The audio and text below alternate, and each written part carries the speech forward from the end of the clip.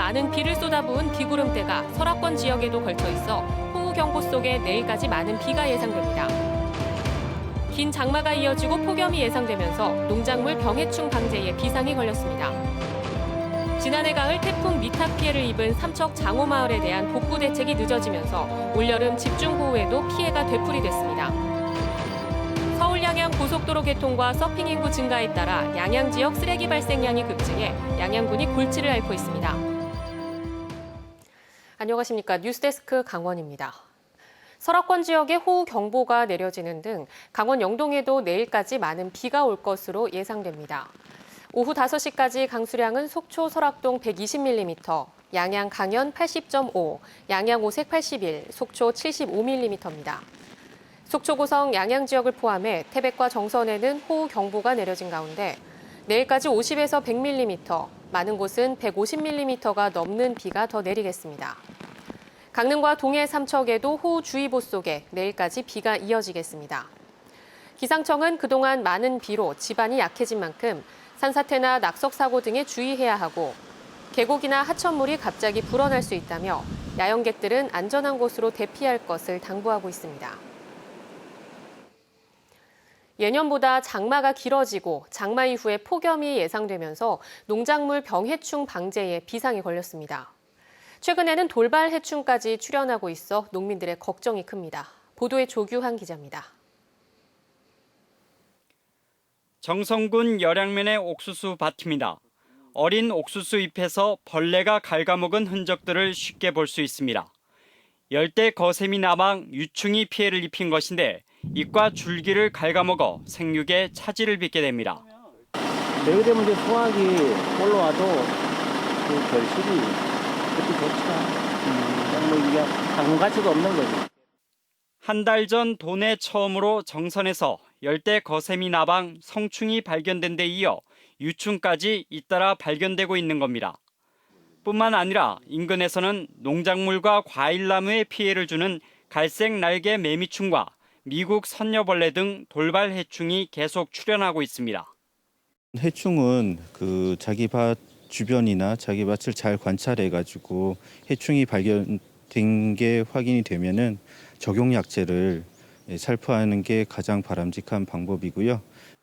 해발 700m 고랭지 밭에 다 큰 배추들이 나뒹굴고 있습니다. 장마가 길어지면서 고온다습한 날씨 때문에 세균에 의한 무름병이 생겨 출하를 포기한 겁니다.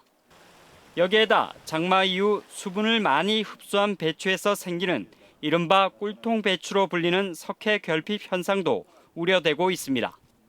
고온다습 현상에서 발생되는 그 생리 장애 중에 하나예요. 그것도. 그래서 그런 거를 이제 영하칼슘 0.3%액을 이제 해주게 되면은 좀 방지가 되는 거죠. 논에서는 입도열병을 일으키는 곰팡이 균들이 벌써 발견되고 있어 적극적인 방제가 요구됩니다. 또 장마가 길고 비가 잦은 해에는 고추와 사과 등에서 바이러스병인 탄저병 발생 우려가 커 배수로 정비에 관심을 기울여야 합니다. MBC 뉴스 조규환입니다. 여름철 관광지로 유명한 삼척 장호마을은 지난해 태풍 미탁에 이어 지난주 집중호우에 또 수해를 입었습니다. 하지만 대책 마련은 늦어지고 있습니다. 유인호 기자가 보도합니다. 지난해 태풍 미탁 때 주택 여러 채가 파괴된 삼척시 장호 1입니다. 지난달 24일 아침 집중호우가 내려 또다시 피해를 입었습니다. 이 마을이 수해를 자주 겪는 이유는 하천과 도로의 구조에 문제가 있기 때문입니다. 하천을 덮어 씌워 도로로 이용하는 복개천입니다.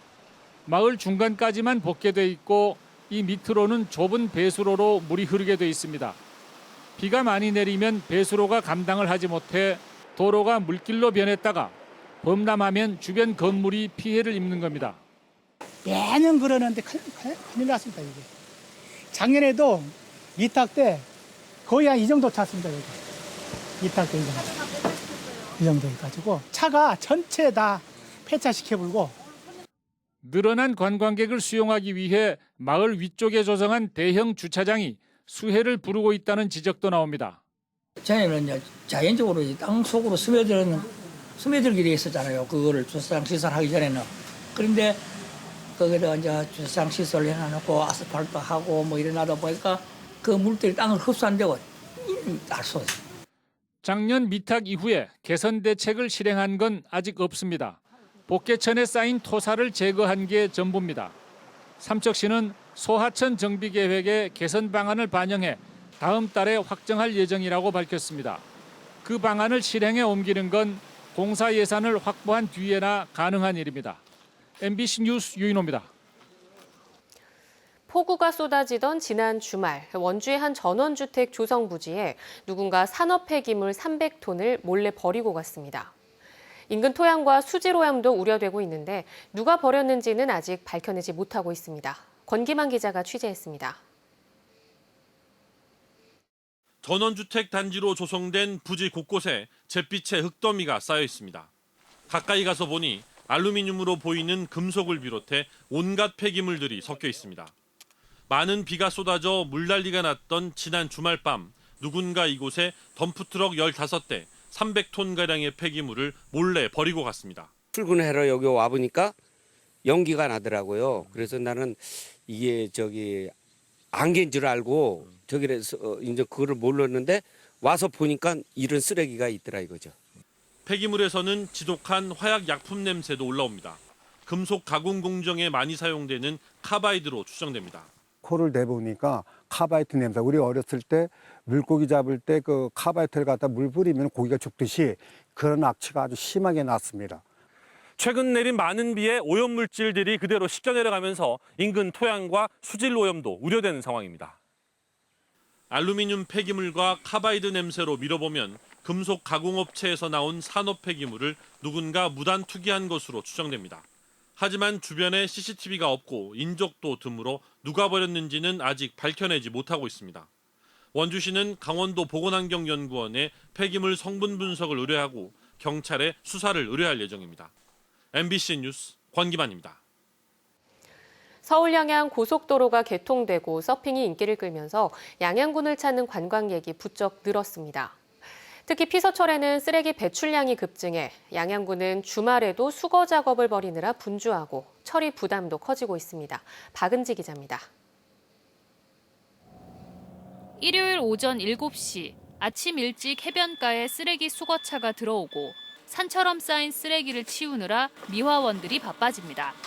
서핑 성지로 알려지면서 서핑숍과 음식점, 숙박업소 등이 들어찼고 여기에서 나오는 쓰레기 양이 어마어마합니다. 피서철에는 주말도 없이 수거에 나섭니다. 커다란 봉지를 가득 채운 쓰레기의 무게도 제법 나가지만 음식물이 섞였는지 액체가 흐르고 악취도 코를 찌릅니다. 수거 작업을 시작한 지 얼마 되지 않아 온몸이 땀범벅이 됩니다. 혼자서 못 들 정도로 이렇게 많이 담아놓으니까는 가득가득 채워서 예, 아주 뭐 발로 그래서 좀 먹었습니다. 뭐라고 다 섞여 있다 보니 무게가 많이 나갑니다. 일반 쓰레기는 소각용으로 분리배출한 재활용 쓰레기는 재활용 수거 차량에서 따로 수거합니다. 해변과 캠핑장 등을 돌다 보면 순식간에 한 차가 가득 찹니다. 이제 분리수거만 잘해 놓으면은 양과 질에 떠나서 수거가 쉽는데 아직까지도 분리수거가 좀 미흡하지 않나 이런 생각이 듭니다. 올 들어 7월 말까지 양양군 환경자원센터에 들어온 쓰레기는 7,800여 톤으로 피서철에는 하루 반입량이 50톤에 이르고 있습니다. 성수기라고 보는데 그때는 한 50톤, 60톤씩 이렇게 쓰레기가 일 들어오고 있습니다. 근데 처리 용량은 지금 소각이 30톤인데 현재 27, 8톤 정도 처리하고 있고요. 나머지는 저희가 압축 포장을 하고 있는데 서울 양양 고속도로 개통으로 접근성이 나아지고 서핑 성지로 자리 잡으면서 해마다 쓰레기 발생이 1,000톤가량 늘어나 돈 들여 일부 물량을 다른 지자체에 맡겨서 처리하는 형편입니다. 매년 한 1,000여 톤 증가를 하고 있는 실정입니다. 압축 포장을 하고 미처 처리를 못한 폐기물이 있는데 그 부분은 이제 타 지자체에 지금 위탁을 처리하고 있는 실정입니다. 올해는 코로나19로 해외여행이 막히고 특히 동해안으로 관광객들이 몰리면서 양양군의 쓰레기 처리 부담은 더욱 커질 것으로 보입니다. MBC 뉴스 박은지입니다.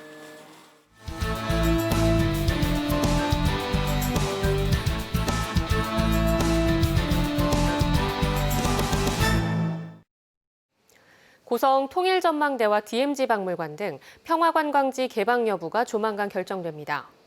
고성군에 따르면 지난달 23일과 29일 두 차례 농식품부와 환경부가 합동 점검을 마쳤고 고성군은 현장 지적 사항을 보완했습니다.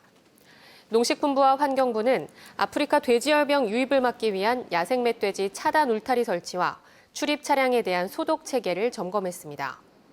한편 안보관광지 운영 중단으로 인한 피해액은 172억 원으로 추정되며 빠르면 이달 안에 재개방될 것으로 기대됩니다. 최근 집중호우로 산사태 발생 위험이 높아지자 동부지방산림청이 대응 태세를 강화했습니다. 동부지방산림청은 산사태 위기경보 수준이 경계로 높아짐에 따라 산사태 대책 상황실을 운영하고 임도관리단과 산사태 현장 예방단을 동원해 산사태 취약 지역과 민가 주변 임도시설을 긴급 점검하고 있습니다. 또 이용객이 많이 몰리는 휴양림 시설 일원을 수시 점검해 인명피해 예방에 힘쓰기로 했습니다. 화재 현장에서 이웃을 구한 카자흐스탄 국적 알리 씨에게 의상자 증서가 전달됐습니다. 양양군은 지난달 24일 의상자로 인정된 카자흐스탄 국적 알리 씨에게 의상자 증서와 보상금을 전달했습니다. 알리 씨는 지난 3월 29일 밤 11시 22분쯤 자신이 살고 있던 양양읍의 원룸 건물 화재 당시 위험을 무릅쓰고 불길에 뛰어들어 이웃 주민들을 구조했습니다. 불법 체류자 신분으로 일용직으로 일해온 알리 씨는 이번 의상자 지정에 따라 법무부에 영주권을 신청할 자격을 얻었고 이달 안에 영주권을 신청할 것으로 알려졌습니다. 정성군이 올해 말까지 아리랑 상품권을 특별 판매합니다. 정성군은 코로나19 장기화로 어려움을 겪는 소상공인들을 돕기 위해 아리랑 상품권 100억 원을 추가 발행해 농축협과 신협 등 금융기관 20곳에서 1인당 최고 50만 원까지 판매한다고 밝혔습니다. 특별 판매 기간에 아리랑 상품권을 구입하면 금액의 10%가 적립되며 5천 원 이상의 적립금은 금융기관에서 즉시 지급합니다. 동해시가 코로나19 확산 방지를 위해 올해 모든 민방위 교육을 온라인으로 대체합니다. 민방위 교육 대상자는 다음 달부터 11월까지 민방위 사이버 교육 홈페이지에 접속해 1시간 분량 동영상을 시청하고 객관식 평가 시험을 통과하면 수료증을 받을 수 있습니다. 동해시는 이달 안에 전자 또는 등기로 교육 일정을 통지할 예정이며 교육 내용은 민방위 대원 임무와 인명 구조, 자연재난 대응 수습 복구 등으로 구성됩니다. 속초시가 영랑호 생태탐방로 조성 사업을 위한 주민 설명회를 열기로 했습니다. 속초시는 영랑호 생태탐방로 실시 설계 용역 중간 보고회에서 다양한 의견 수렴 요청이 있어 오는 7일 노학동 주민센터를 시작으로 19일 동명동까지 순회 설명회를 마련합니다.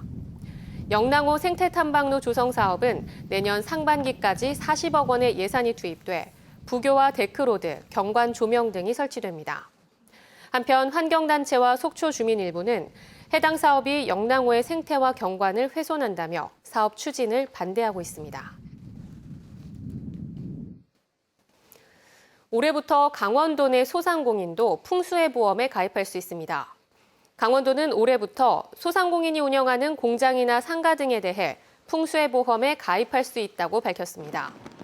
소상공인 풍수해보험은 국가와 자치단체가 보험료의 59에서 92%까지 지원해 자부담률은 8에서 41%에 이르며 공장은 1억 5천만 원, 상가는 1억 원까지 보상받을 수 있습니다. 플라이 강원이 온라인 홍보 활동을 할 강원 관광 서포터즈 GTS 1기를 모집합니다. 플라이 강원은 GTS로 대학생과 휴학생 등 10명을 선발하기로 하고 오는 13일까지 지원을 받습니다. 24일부터 2달간 활동할 GTS에게는 활동비와 국내선 왕복 항공권이 주어지며 블로그와 유튜브, 인스타그램 등 개인 SNS에 강원 관광과 플라이 강원 관련 홍보 활동을 하게 됩니다. 강릉시가 폭우에 대비해 재난위험시설 D2 등급에 해당하는 시설물 안전점검을 시행합니다. 강릉시는 심각한 노후화로 2등급을 받은 경포 진안상가와 D등급인 옥계면 주수교, 강동면 승마장에 대해 폭우의 위험 상황이 발생하는지 여부를 살펴보기로 했습니다. 시설물 안전 등급 중 D와 E등급은 재난 발생 위험이 높은 등급으로 D등급은 긴급 보수와 보강이 필요한 시설이고 E등급은 심각한 노후화로 사용 금지와 개축이 필요한 시설입니다. 7월 강원도의 소비자 물가 지수가 지난 6월과 같았지만 1년 전에 비해서는 조금 상승했습니다. 동북지방통계청에 따르면 강원도의 7월 소비자 물가 지수는 105.33으로 지난해 같은 달에 비해 0.3% 올랐습니다. 품목별로는 농축수산물 가격이 6.6% 상승한 가운데 국산 쇠고기와 돼지고기는 10% 이상의 상승률을 보였습니다. 채소와 과일 등 신선식품도 9.1% 상승했습니다. 동해 지역 주요 해변에서 소규모 음악 버스킹이 펼쳐집니다. 동해시는 오는 8일까지 망상과 추암 해변에서 매일 저녁 8시부터 1시간 30분 동안 3개에서 5개 팀이 버스킹 공연을 펼친다고 밝혔습니다. 동해시는 코로나19로 해변 축제가 취소된 만큼 방역 수칙을 철저히 지키는 상태에서 소규모 공연 행사로 진행하고 있다고 밝혔습니다. 중부지방 폭우에 따른 태백선과 영동선 운행 중단이 당분간 이어질 전망입니다. 한국철도공사와 코레일에 따르면 제천에서 태백, 동해를 잇는 태백선은 영월 입성리 쌍용 간 선로 피해로 당분간 운행 중단이 계속된다고 전했습니다. 또 동해에서 동대 구간 영동선도 열차 운행 중단이 계속되고 있지만 강릉에서 동해를 잇는 셔틀 무궁화호는 정상 운행되고 있습니다.